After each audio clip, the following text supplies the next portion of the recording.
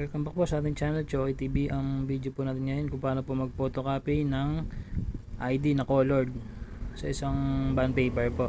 Ayan, punta po tayo sa copy. Click po natin yung okay, tapos ayan po, hanapin natin yung font size.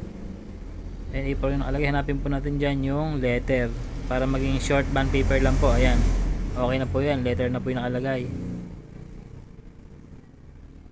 I-okay lang po natin, tapos okay lang, tapos lagay nyo po sa color. Ayan, tapos isa lang po, isang kopya lang. Ayan, click nyo po yung start. Ayan po yung pinaka start button natin. Tapos ilalagay nyo po muna yung ID. Ayos po natin yung ID.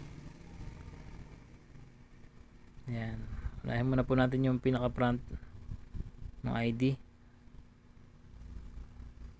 Ayan, tapos itap natin at saka natin i-click yung copy. Ayan, nakalagay dyan letter. Ayan, nagkakopy na po siya ng letter na mayroon pong kulay.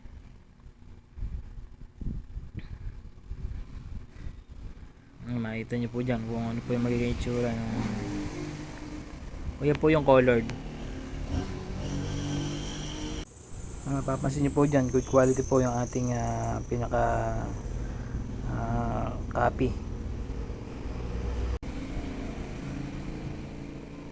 Yan po yung unang side, yung front, yung front po nung ID. Ayan, pag nilagay nyo po, ayan, nakapailalim po yung gawing ulo. Ayan, pabaliktad po yan. Dapat po ganyan, para yung susunod na ikakopy natin doon mapupunta naman sa katabi. Ayan, angat nyo lang po yan, may guide naman yan. Gusto nyo po, tandaan yung daliri nyo kung paano po ilagay yan. Ayan, tapat nyo lang po dun sa parang guhit na yon.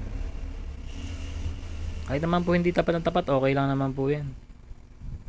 Basta importante po, back to back po yung ating ma-copy. Ayan, click okay lang natin para ma-copy.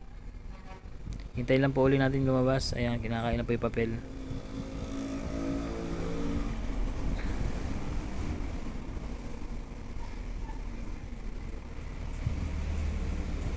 Ayan, yan na po yung ano. Medyo nakapaling po ng konti yung isa. Okay lang naman po yan. Alam mo po problema. Basta importante po. Ayan, ma-copy po natin.